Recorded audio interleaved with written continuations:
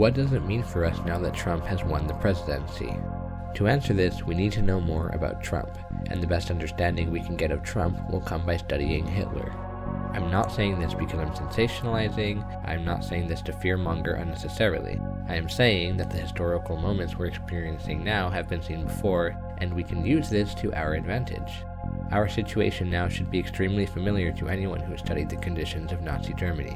In 2023, the vast majority of people in this country lived paycheck to paycheck. 81% of voters said the economy was very important to their vote, and it was by far the number one reason people voted for Trump. If you remember, there was also a time in history when Germany's economy was particularly bad, a few years before World War II. Germany's economy suffered badly after the Wall Street crash of 1929. As a result, wages fell by 39% from 1929 to 1932. The amount of people in poverty increased sharply. When combined with the resulting political instability, it left people feeling disillusioned with the Weimar Republic's democracy and looking for change. Another pattern we've seen already is the insurrection. Hitler did originally attempt to seize power in 1923, and was then elected Chancellor in 1933. Meanwhile, the January 6th insurrection on the Capitol was in 2021, but he's now managed to seize power again starting in 2025, so our timeline is vastly sped up, but these key events are still happening. We are now in a repeat of 1933 Germany. Trump has literally said he wanted generals like Hitler had.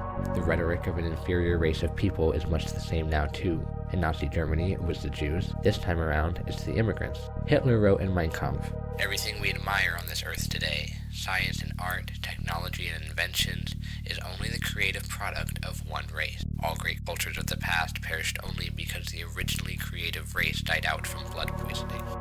We got a lot of work to do. They're poisoning the blood of our country. That's what they've done. It's impossible to say exactly how things will go, but given the data we already have and our current conditions, we can make a couple of predictions.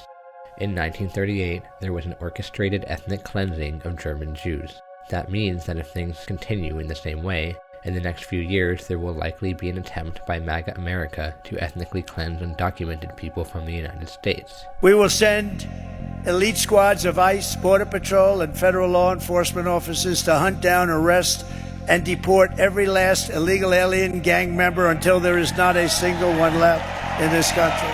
Soon after that, Germany invaded Austria and Poland. So in our case, they will likely attempt to expand the American empire, perhaps into Mexico or Canada. Other nations won't like that, and they'll try to intervene. Remember that other nations are already quite angry at the United States for its continued facilitation of the you-know-what and you-know-where, and our failure to comply with the Paris Accords. That means war. It's not too late for us, though. Equipped with this knowledge of history, we can hopefully stop things before they go too far. We can write a new, different chapter in history, rather than a crappy adaptation of a dystopian novel published 100 years ago. This means organizing. Please share this video if it impacted you, so that I can reach others. Find people near you and form coalitions. Look out for each other, help each other, educate each other, leave nobody behind. We really are in this together, and it's too late to pretend otherwise.